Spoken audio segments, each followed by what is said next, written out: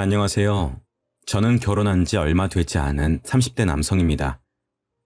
제 아내는 해외 유학파입니다. 이 점이 너무 멋지고 특별해 보였는데 지금은 너무 더러워 보여서 이혼을 하게 되었습니다. 무슨 이유 때문에 그런지 궁금하신 분들은 제 사연을 끝까지 봐주시길 바랍니다. 저랑 아내는 수영교실에서 만났습니다. 같은 시간대 수업을 들으면서 굴곡진 몸매로 제 눈길을 사로잡았죠. 몸매뿐만 아니라 화려한 수영복도 시선을 끌었습니다. 보통 수업을 들으러 오면 무난한 디자인을 많이 입고 오는데 아내는 누구나 뒤돌아볼 원색의 디자인을 입고 왔거든요. 정열적인 레드와 눈이 부실 만큼의 형광 초록색 패턴의 수영복이었습니다. 안 그래도 눈에 띄는 사람인데 그런 수영복을 입고 다니니 수영교실 회원들이 전부 다 기억하고 있더군요. 아내가 수업을 빠지는 날이면 그분은 안 온 거냐고 서로 물었습니다. 저도 그래서 아내를 주의주시하고 있는데 해외 유학파라 인상착의가 화려하고 말투가 특이하다는 소문이 돌았습니다. 게다가 제가 너무 가고 싶었던 하와이에서 대학을 다니며 20대를 보냈다고 하는 거 있죠?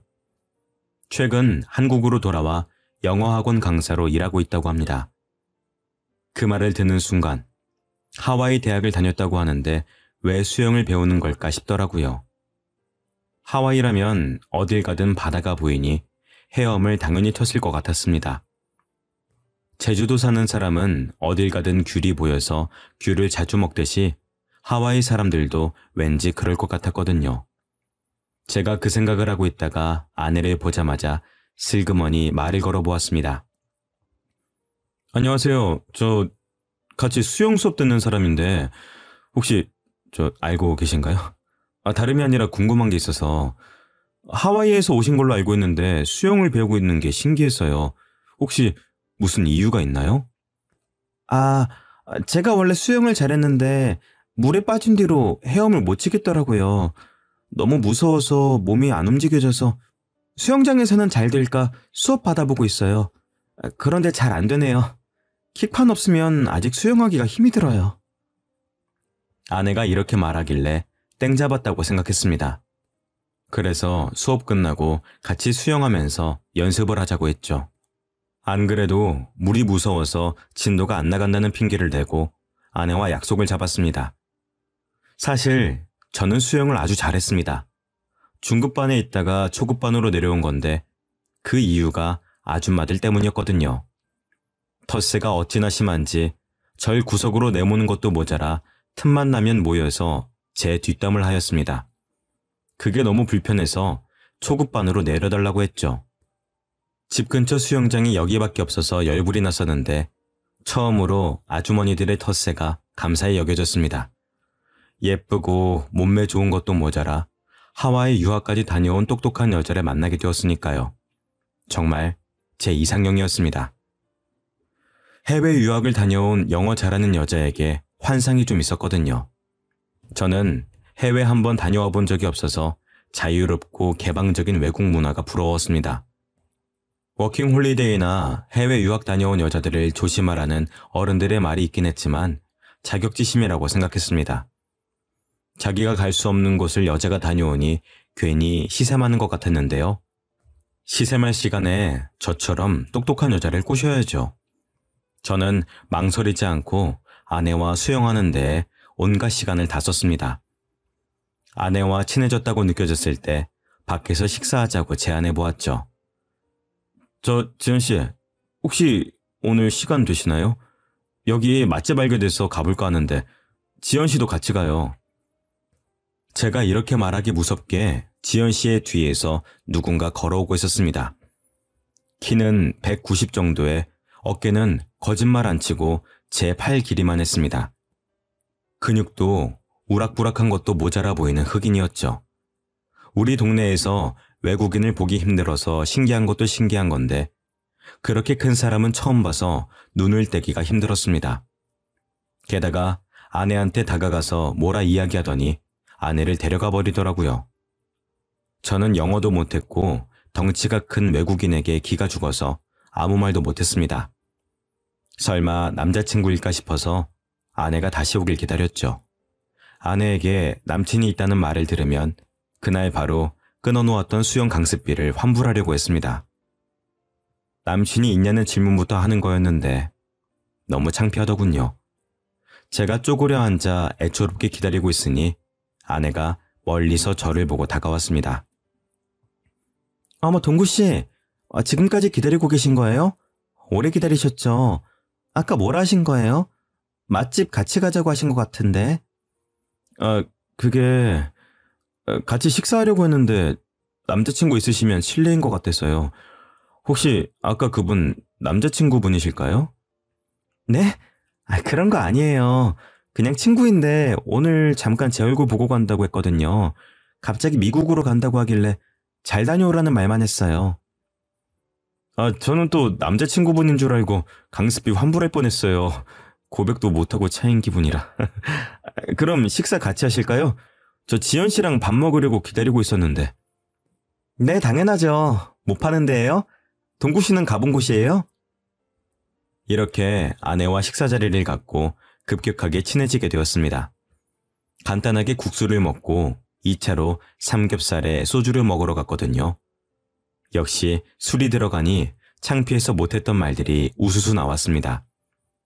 첫눈에 반했다느니, 해외 유학 다녀온 여자가 이상형이라느니 술에 취해 별별 소리를 다 했죠. 저희 아내는 술이 어찌나 센지 제가 취해서 필름이 끊길 때까지 멀쩡했습니다. 정신을 차려보니 눈앞에 낯선 천장이 보이더군요. 설마 했는데 아내가 자기 집까지 데려온 것이었습니다. 제가 놀라서 벌떡 일어나니까 아내가 배시시 웃으며 말하였습니다. 일어났어? 그렇게 술이 약하면서 왜 빨리 마셨어? 천천히 좀 마시지. 어제 일 기억나긴 해? 내가 어디 사냐고 물어봐도 말을 안 해줘서 데려왔어. 죄송해요. 이제 막 친해졌는데 이런 실수를 하고. 앞으로 이런 일 없을 거예요. 지연 씨랑 너무 친해지고 싶어서 그랬어요. 뭐야, 하나도 기억 못하나 보네? 우리 말 놓기로 했잖아. 우리 동갑이니까 얼른 놓자고 한 사람이 누군데? 아내는 이런 상황이 놀랍지도 않은지 까르륵 웃음을 터뜨렸습니다. 하긴 외국에서는 파티도 많이 하고 친구들이랑 같이 자는 일이 흔할 테니까요.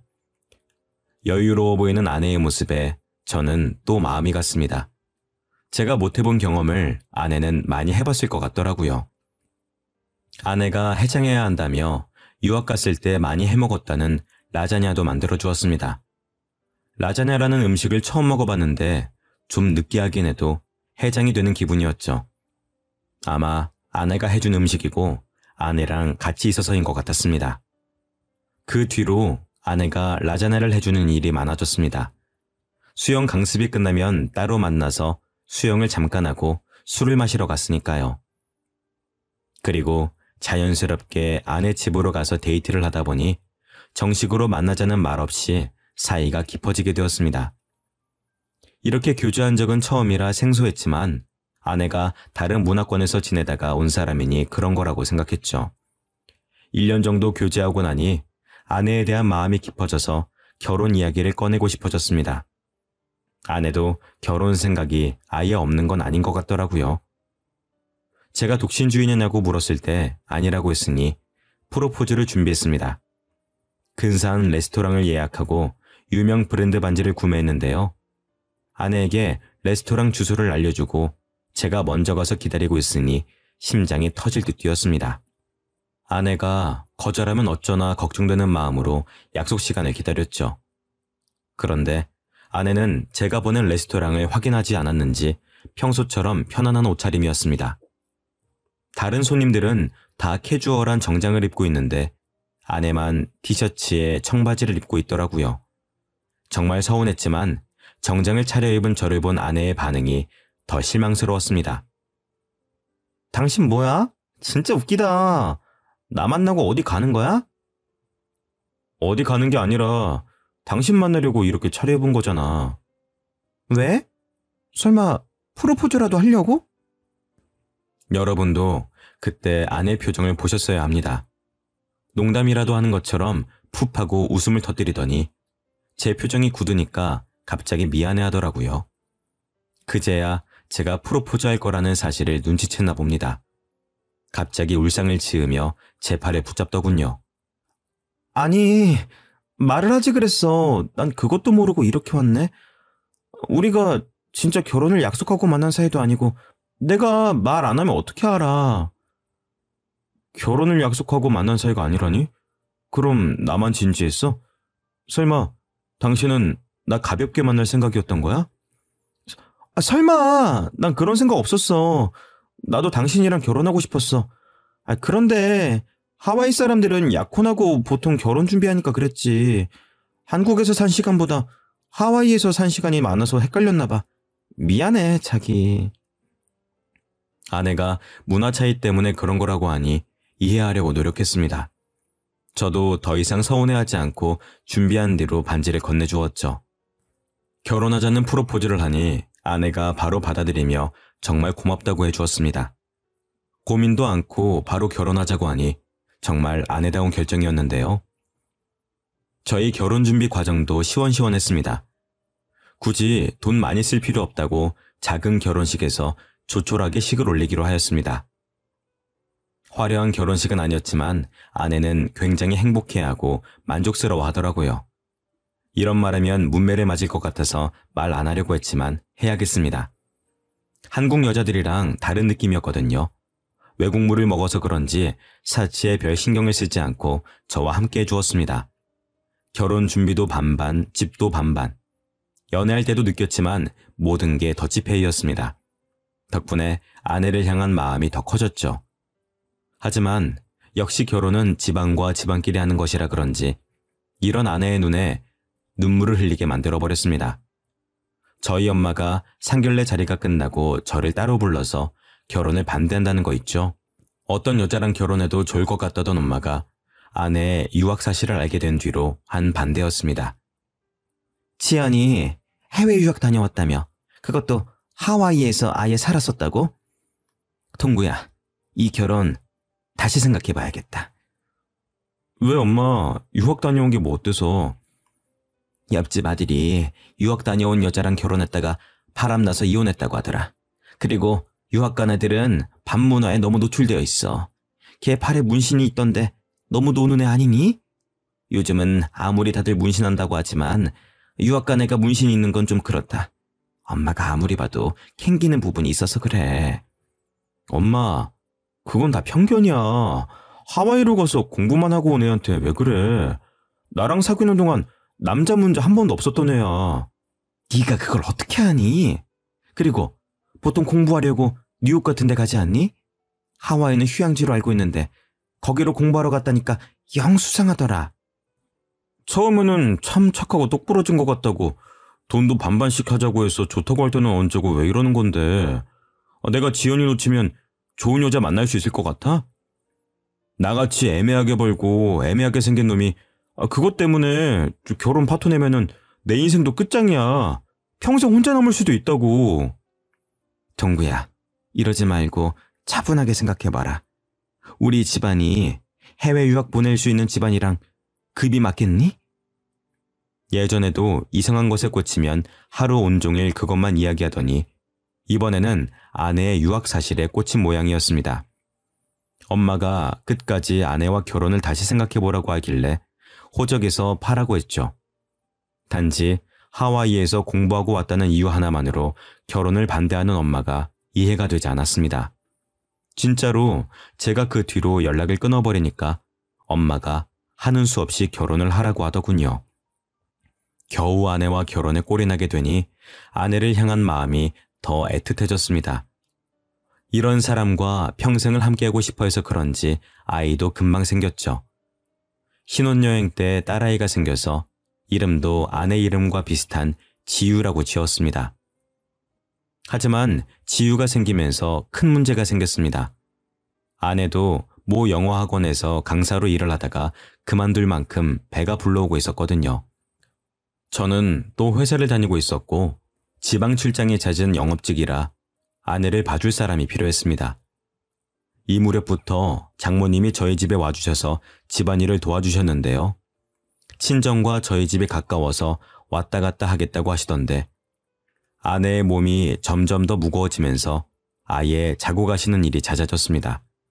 어쩌다 보니 장모님과 반동거를 하게 된 것이죠. 장모님이 처음에는 안 그러시더니 제가 편해지셨는지 잔소리가 많아지셨습니다. 제가 퇴근하고 방 안에 누워있는데 무턱대고 문을 열고 들어오시더라고요. 장서방, 도대체 언제까지 누워만 있으려고 그래? 퇴근하고 돌아왔으면 집안일 좀 하고 그래야지. 내가 언제까지 다 해줘야 하는지 모르겠다.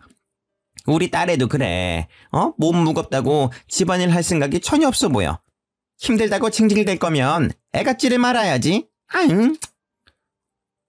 장모님, 죄송해요. 지금이라도 집안일 할게요. 뭐부터 하면 될까요? 제가 벌떡 일어나 청소기라도 돌리려고 움직이는데 장모님은 듣지도 않으셨습니다. 마음이 많이 상하셨는지 갑자기 아내가 있는 방 안으로 들어가 뭐라 말씀하고 있길래 귀를 기울였는데요. 처음에는 뭐라 하는지 하나도 안 들렸는데 장모님이 흥분하셨는지 목소리가 점점 커져서 또렷하게 들려왔습니다. 이럴 거면 왜 한국 왔니? 한국 남자는 좀 다를 것 같다고 와놓고, 이게 뭔데? 엄마가 볼 때는 제이크가 100배 낫더라. 엄마 조용히 좀 해. 그러다가 남편이 들으면 어쩌려고 그래. 너무 안타까워서 그런다. 안타까워서. 응? 제이크가 나한테 얼마나 잘해줬는지 아니? 걔는 퇴근하고 와서 나 고생한다고 어깨 주물러주고 밥도 해주던 애야. 그런데 정서방 그놈은 도대체 뭐하는 애니? 다중하기를 해. 돈을 잘 벌어오기를 해.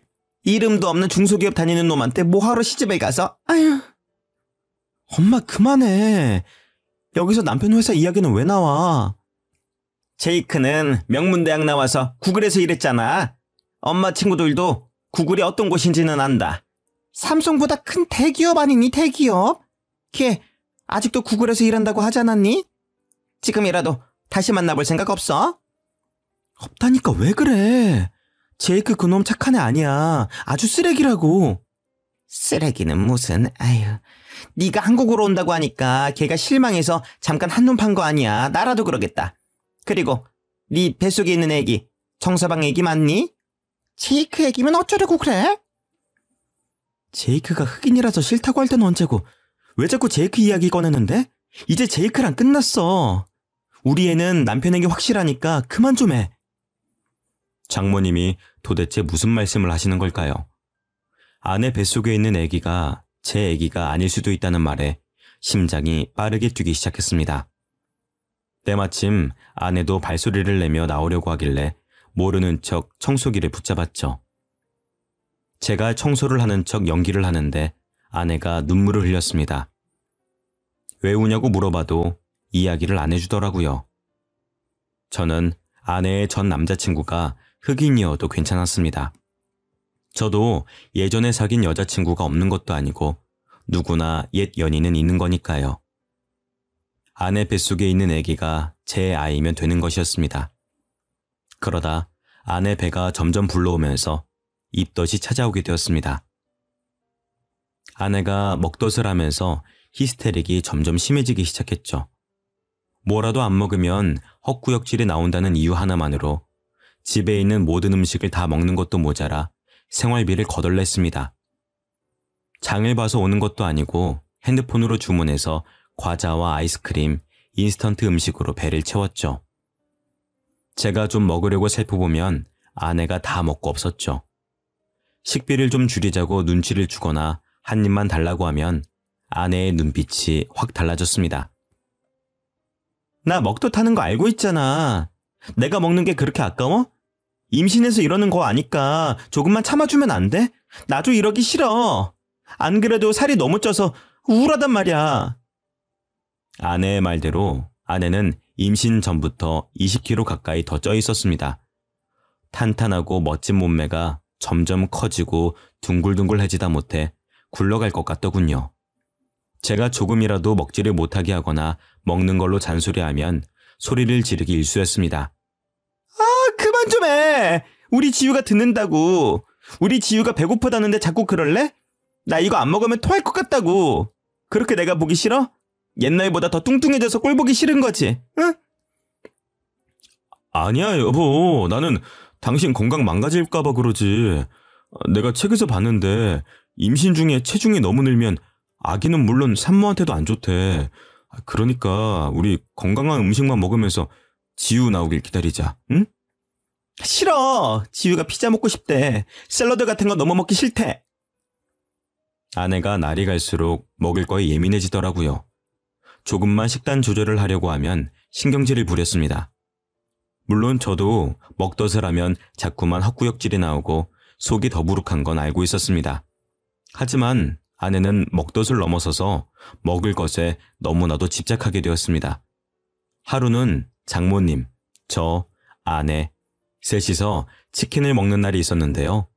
평소처럼 장모님과 아내에게 다리 하나씩을 나누어주고 닭가슴살을 먹는데 웬일로 오늘은 닭다리가 하나 더 있더군요.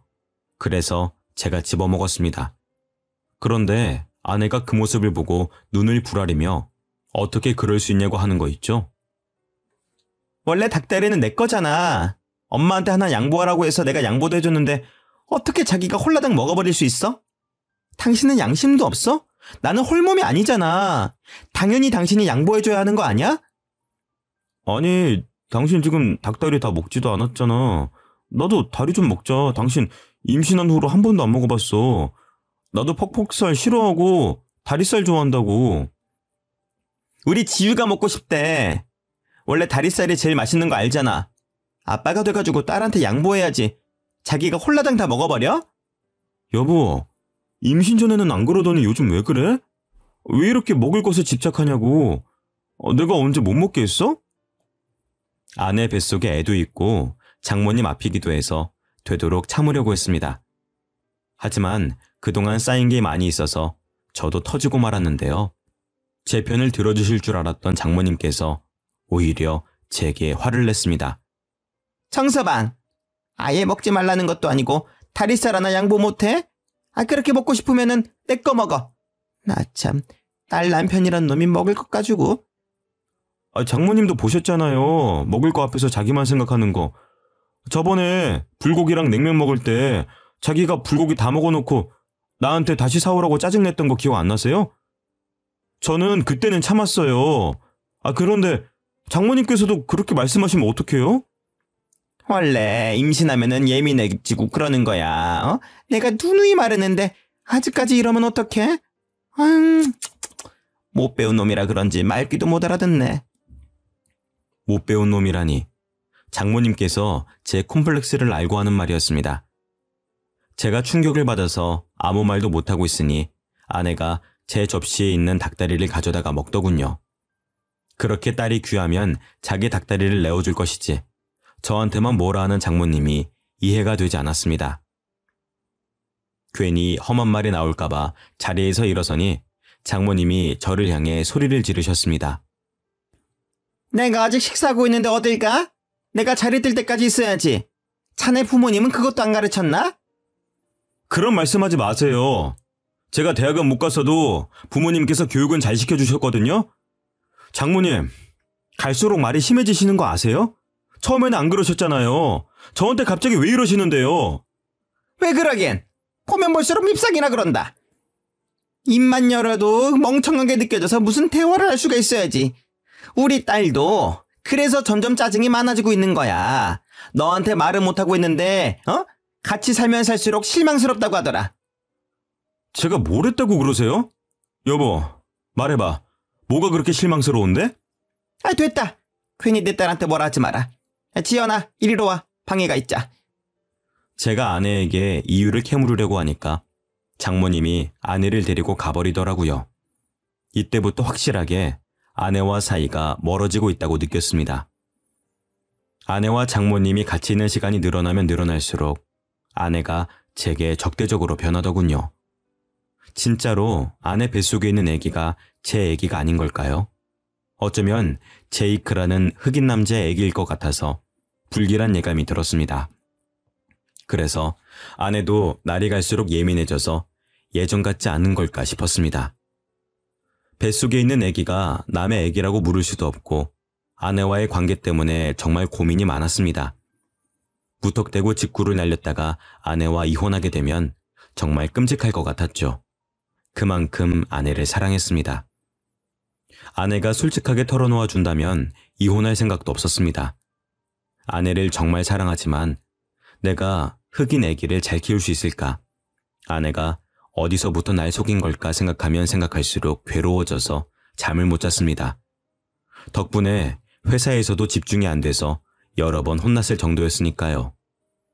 이제는 아내에게 진실을 알아내서 사과를 받아내든 오해를 풀든 해야 할 것 같았습니다. 그래서 그날 바로 퇴근하는 길에 아내가 좋아하는 회와 무알코올 맥주를 사갔습니다.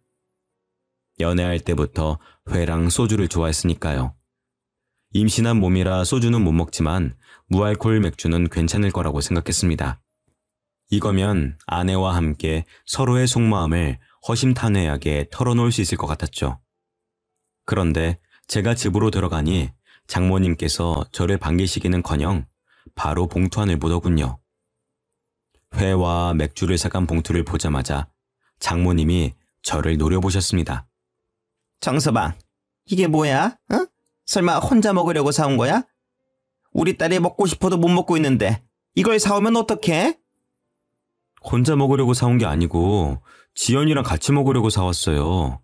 이거 진짜 술 아니고 가짜 술이에요. 무알코올이라 임산부도 먹을 수 있대요.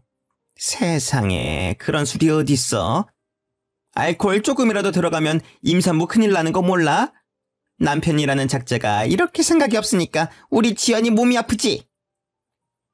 지연이 몸이 아파요? 어디가 아픈데요? 자네가 알 필요 없네. 알 자격도 없으니까 썩 꺼져! 네? 장모님 도대체 왜 이러시는데요? 아내는 멀찍이 서서 제가 집에서 쫓겨나는 것만 지켜봤습니다. 출산일이 다가오고 있는데 몸이 아프다니 저는 걱정이 돼서 어디 안 가고 기다리고 있었죠. 오랫동안 서 있다가 다리가 아파서 바로 문 옆에 있는 비상구 쪽에 앉아 있었는데 문 열리는 소리가 들렸습니다. 장모님께서 머리를 빼꼼 내미시고 복도 쪽을 바라보시더니 뒤에다 대고 없다고 하시더군요. 드디어 장모님과 아내가 이러는 이유를 알게 될 것 같아서 인기척을 내지 않고 더 구석으로 가서 숨어 있었습니다. 아내는 장모님과 함께 나오더니 엘리베이터 버튼을 눌렀습니다. 그러면서 충격적인 말들을 꺼내기 시작했습니다. 이러다가 걸리면 어떡해. 계단이라도 굴러야 하나? 엄마, 아는 병원 없어? 진짜로 애 지워주는 병원 없는 거야? 몰래 애 지우고 와서 네가 스트레스 줘서 유산됐다고 하면 됐잖아. 예, 몸 상하게 무슨 애를 지워. 그냥 정서방 모르게 입양시키고 애 낳다가 죽어버렸다고 해. 그래야 나중에 위자료도 두둑히 챙길 거 아니야. 역시 그러는 게 낫겠지? 예정일 얼마 안 남았으니까 슬슬 준비해야겠다. 아무래도 제가 들었던 말이 사실이었나 봅니다. 아내 뱃속에 있는 애가 제 애가 아니었던 거죠. 저는 그 말을 들은 순간 집으로 돌아갈 수 없게 되었습니다. 마침 다음날이 주말이라 다행이었죠. 정신없이 술을 들이켰다가 길바닥에서 잠들었습니다. 금요일부터 일요일까지 전부 다요. 동상 걸릴 정도로 추운 날이 아니라서 죽지 않았습니다. 하지만 차라리 엄청 추운 겨울날이라서 동사에 걸려서 죽었음 하는 마음이 들더군요. 그만큼 괴로웠습니다. 제 두 귀로 제이크의 아기 같다는 말을 들었을 때에도 아내를 사랑해서 믿었는데 제가 너무 바보같이 느껴지더군요. 그렇게 평일을 맞이했는데 도저히 회사에 갈 수 있는 몸 상태가 아니었습니다. 회사에는 병가를 내고 진지하게 퇴사를 고민하였습니다. 퇴사를 하고 훌쩍 떠나버릴까 하는 마음이 들었지만 주말 내내 마셨던 술이 깨면 깰수록 생각이 바뀌었습니다. 잘못은 아내가 했는데 제가 이렇게 고통스러워할 필요가 없죠. 아내에게 똑같이 복수를 해줘야 했습니다. 그래서 모르는 척 집으로 돌아가 아내에게 몸은 괜찮냐고 물었습니다. 평소처럼 눈치 보는 척 연기하며 아내의 비위를 맞춰주었는데요. 아내는 제가 모든 사실을 알아낸 것도 모르고 짜증을 내더라고요. 어디 갔다가 이제 온 거야? 월요일인데 출근 안 했어? 당신이 아프다고 하니까 병원 가냈어. 당신 간호하려고 그랬는데 몸은 좀 어때? 왜 말도 안 하고 병가를 내? 그냥 당신 쉬고 싶어서 그런 거 아니야? 회사 안 가는 거면 청소기 좀 돌리고 빨래 좀 해. 아내가 주말 동안 청소 한 번 안 했는지 집안은 난장판이었습니다. 며칠 전까지만 해도 아내가 청소를 안 하더라도 모든 게 용서가 됐는데 이제는 용서가 안 되더군요. 아내에 대한 마음이 점차 정리되면서 속으로 복수의 칼을 갈았습니다. 신도 제 편을 들어주시려는지 예정일보다 일찍 아내의 양수가 터졌습니다. 아내가 무척이나 당황스러워하면서 저를 떼어놓고 가려고 하더군요. 저는 기어코 아내를 따라가 아내가 어떤 아이를 낳을지 기다렸습니다. 그래도 전 마지막까지 아내가 동양인 아이를 낳길 바랐습니다. 하지만 간호사가 안고 나온 건 흑인 아이였죠. 간호사도 이런 경우가 처음이었는지 매우 당황스러운 표정으로 제게 아기를 안겨주었습니다. 간호사는 물론 의사, 조무사까지 제 눈치를 보고 있더군요. 아내가 정신을 잃을 법도 한데 자기가 낳은 아이를 보고 어떻게든 일어나려고 했습니다. 저를 부르며 손짓하길래 가까이 다가가 봤죠. 여보, 내 애기 예뻐? 정신이 없어서 못 봤는데 당신은 봤어? 원래 갓난아기는 까만 편이래. 시간 지날수록 하얘지니까 너무 걱정하지 마. 정말 말도 안 되는 변명이었지만 저를 붙잡으려고 아무 말이나 내뱉었습니다. 하긴 남편이 잘못했다는 귀책 사유를 만들어내서 이혼한 후 위자료를 받아내려던 여자였으니까요. 제 복수를 위해 아내의 말을 믿어주는 척 연기하였습니다. 이때부터 아내와 장모의 히스테릭이 사라져버렸습니다. 그동안 위자료를 위해 연기를 했던 거죠. 그 대신 아내와 장모가 저 몰래 모여서 귓속말을 하는 것을 들었습니다. 조리원에서 몸조리만 하면 되니까 저보고 집에 가라고 해놓고 둘이서 무슨 꿍꿍이를 꾸미고 있더라고요. 아이고, 이걸 어쩌면 좋냐? 제이크 애기인 거 다 들켜버린 것 같은데 이러다 위자료 받는 게 아니라 이혼당하고 위자료까지 내줘야 하는 거 아니야? 아니야, 지금까지 별말 없는 거 보니까 내 말 믿어주는 것 같아. 지금이라도 지유 입양 보내자. 내가 갑자기 아파서 병원에서 죽었다고 할게. 내가 어떻게든 정서방 못 오게 막을 테니까 네가 어떻게든 입양 절차 밟아놔라. 그리고 너 제이크 그 흑인 놈 만나기만 해봐. 정서방한테 제이크 만나다 걸리면 네 인생 아주 끝장날기 뻔하니까. 안 만난다니까. 제이크 미국으로 갔어. 아내는 장모에게 이리 말해놓고 막상 장모가 입양 절차를 알아보겠다고 가버리니 급하게 짐을 싸고 있었습니다. 누군가와 약속이라도 있는 듯 핸드폰을 보며 걸어가더니 집이 아니라 조리원 근처 카페에서 누군가를 만나러 가더군요. 제가 수영장에서 본 그 흑인을 보러 간 것이었습니다. 그 흑인이 바로 제이크였던 거죠. 영어로 대화를 나누어서 알아들을 수 없었지만 아내가 너무 기뻐하며 한국어로 이야기해 주어서 무슨 내용인지 알아차렸습니다. 정말? 네가 책임져 준다고? 그럼 우리 결혼하고 같이 사는 거야? 남편이랑 이혼만 하고 오면 되는 거지? 응? 아내가 제이크에게 안기며 뽀뽀를 하고 온갖 애정 표현을 다 하더군요. 정말 눈뜨고 볼 수 없었지만 아내의 모든 걸 알아내기 위해 참아냈습니다. 집으로 돌아온 아내는 임신을 핑계대며 집안일을 다 시키거나 자신의 짜증을 안 받아주면 나쁜 놈 만드는 데에 그치지 않았습니다. 저를 더 나쁜 놈 만드는 데 급급해진 거죠. 충격적인 일은 밤에 일어났습니다. 침대에 나란히 누워서 잠든 척 눈을 감고 있었는데 아내가 슬그머니 일어나더군요. 그리고 제 폰을 들고 무언가 흔적을 남겨두고 있었습니다. 몇 분 뒤에 화장실 가는 척 일어나서 그 핸드폰을 들고 나와봤죠. 모르는 사람의 번호를 저장해놓고 다른 여자와 바람을 피는 것처럼 대화 내용을 꾸며놓고 있었습니다. 저랑 이혼하려고 전화번호까지 새로 만든 것 같더라고요. 당연히 그 대화 내역을 다 지워놓으니까 새로운 사건이 터졌습니다. 며칠 뒤에 제가 회사에 가려고 집 앞으로 나오니 처음 보는 여자가 갑자기 제게 핸드폰을 내밀었는데요. 저기 혹시 여자친구 있으신가요? 마음에 들어서 그런데 연락처 주실 수 있으실까요? 옷차림도 야시시한 게 왠지 모르게 화류계 여성인 것 같더라고요. 도대체 어디서 이런 여자를 알고 부탁했는지 아내의 과거가 의심됐습니다.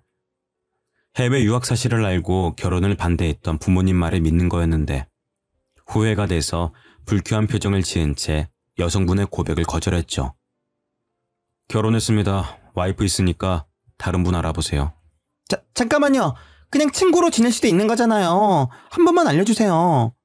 제가 왜요? 따라오지 마세요. 경찰 부를 겁니다. 뭐 이딴 게 다 있어? 번호 주는 게 그렇게 어려워요? 여자가 끝까지 따라오길래 겨우 떼어놓고 차에 올라탔습니다. 여자가 번호를 따는 것도 드문 일인데 이렇게 집요하게 따라오다니 의심이 들 수밖에 없더군요. 아내가 사람을 쓴 것 같아서 차를 다른 데에 대고 기다려보았습니다. 진짜로 아내가 밖으로 나오더니 여자에게 돈을 쥐어주었는데요. 그 모습을 핸드폰으로 모두 다 촬영해 놓았습니다. 그리고 아내가 지우를 입양 보내기 전에 유전자 검사를 다 해놔야 되겠다고 느꼈죠. 그날부로 유전자 검사할 수 있는 곳을 다 알아보고 비용도 체크해 놨습니다. 그동안 안 쓰고 모아두었던 연체까지 쓰며 아내를 쫓아다녔죠. 아내는 제이크를 하루도 빼놓지 않고 만나서 아내가 입고 나간 옷을 매일 찍찍이로 흑인 머리카락이 묻어있지는 않을까 체크했습니다. 덕분에 머리카락을 빠르게 채취해낼 수 있었죠. 유전자 검사만 한 게 아니라 아내가 제이크라는 흑인 남자를 만나고 다닌 증거를 사진 찍어두었습니다. 유전자 검사 결과도 나오고 아내가 흑인 남성을 만나고 있다는 증거가 충분하다고 생각한 날이었습니다. 기가 막히게도 아내는 그날 흑인을 만나러 갔습니다. 손을 꼭 잡고 숙박업소로 들어가려고 하길래 그 앞을 막아섰죠. 아내는 제게 미안해하거나 창피해하기는커녕 버럭 소리를 지르기 시작했습니다. 뭐야? 당신이 왜 여기 있어? 설마 나 따라다닌 거야? 당신 뭐 의처증 뭐 그런 거야? 어? 스토커도 아닌데 왜 따라온 건데? 당신이 의심스러우니까 그러지. 처음부터 위자료 노리고 나한테 접근한 거지. 그게 아니면 나한테 접근해놓고 보니까 이 자식이 임신한 거 알아차린 거야? 지금 뭐라는 거야? 내가 지금 꽃뱀짓 했다는 거야? 난 당신한테 그런 짓 한 적 없어. 제이크는 그냥 내 친구라고. 당신은 친구랑 그런 짓 해? 그래서 흑인 애가 생긴 거잖아. 제이크랑 결혼하지. 왜 나랑 결혼했어? 어? 날 왜 속였냐고! 그동안 참아온 분노와 배신감에 소리를 질러대니까 아내가 놀라더군요. 하긴 아내 앞에서 이렇게 화를 낸 건 처음이었습니다. 아내를 사랑하는 마음에 늘 인내심으로 견뎌왔으니까요. 아내가 제이크 손을 잡고 무서워하는데 정말 어이가 없더라고요. 그래서 가방에 넣어둔 사진을 꺼내서 보여주었습니다. 당신이 저 흑인 놈이랑 데이트하는 사진 맨날 찍어놨거든? 응? 증거가 이렇게 많이 모이더라. 이뿐인 줄 알아? 지유랑 제이크랑 유전자가 일치한다는 증거도 잡아냈어. 유전자 서류 복사본을 아내 얼굴에 집어 던지니까 그제야 아내가 부들부들 떨더군요. 그러다 닭똥 같은 눈물을 뚝뚝 흘리며 불쌍한 척을 하였습니다. 여보, 나는 그러려고 그런 게 아니라 내가 이 자식한테 당한 거야. 억지로 당해서 임신하게 된 거라고. 내가 사랑하는 건 제이크가 아니라 당신이야. 내가 그 말을 믿을 것 같아? 처음부터 끝까지 거짓말만 하는 사람이랑 지낼 생각 없어. 우리 이혼하자. 난 당신이랑 이혼할 준비 다 끝냈어. 아니야. 내 말 좀 믿어달라니까? 난 피해자야. 아내가 끝까지 거짓말을 하길래 흑인이랑 잘 먹고 잘 살라고 버려두고 왔죠. 그 뒤로도 아내가 제 회사로 찾아와 제발 봐달라고 빌었지만 이혼 소송을 진행 중입니다. 위자료는 물론 사기죄 합의금까지 받아내서 떵떵거리며 살고 있네요. 빈털터리가 된 아내는 흑인 집에 얹혀 살려고 찾아간 것 같지만 연락이 끊긴 것 같았습니다. 다시 저를 찾아와서는 제발 자기랑 만나달라고 하더라고요. 자기야, 나 제이크한테 배신당했어. 지유 키워주겠다고 해놓고 미국으로 도망가 버렸다고. 그러니까 우리 다시 합치자. 응? 우리 지유는 어떻게 하려고 그래. 아빠 없이 키울 순 없잖아. 그래도 한때는 진짜 딸이라고 생각했으니까 당신이 아빠가 되어주면 안 돼? 나 어떻게든 나쁜 놈 만들려고 성질도 두고 집안일 다 시킬 때는 언제고 유산까지 못 가니까 이런 거 아니야. 너랑 장모가 하는 이야기 다 들었어. 그때 녹음이라도 하는 거였는데 말이야. 괜히 너 같은 걸 믿어가지고. 네 계획대로 유산이 되거나 몰래 애 입양시키는 일이 성사됐으면 어땠을까? 나는 평생 죄인으로 살았겠지. 안 그래? 내가 설마 그러겠어? 너무 답답한 마음에 그랬던 거야. 여보, 제발 내 말 좀 믿어줘. 아내가 이번에는 바짓가랑이를 붙잡고 엉엉 울길래 힘껏 차버렸습니다. 와이프가 아스팔트 바닥에 넘어져서 우는데도 하나도 불쌍해 보이지 않더군요. 그래서 그 흑인 찾으러 미국으로 가라고 하고 저는 회사로 들어가 버렸습니다. 제가 퇴근할 때까지 회사 앞에 있길래 경찰에 신고하는 것도 잊지 않았죠. 아내가 회사나 부모님과 같이 살고 있는 집으로 찾아올 때마다 경찰에 신고를 해줬더니 다시는 찾아오지 않았습니다. 제가 콩깍지가 조금이라도 늦게 벗겨졌다면 어땠을까요? 자꾸만 끔찍한 생각이 들어서 이렇게나마 사연을 보내봅니다. 여러분들은 사랑한다고 저처럼 다 감싸고 이해하려고 하지 말고 짚고 넘어가셔야 되는 부분은 꼭 확인하고 넘어가시길 바랍니다. 지금까지 제 사연 들어주셔서 감사합니다.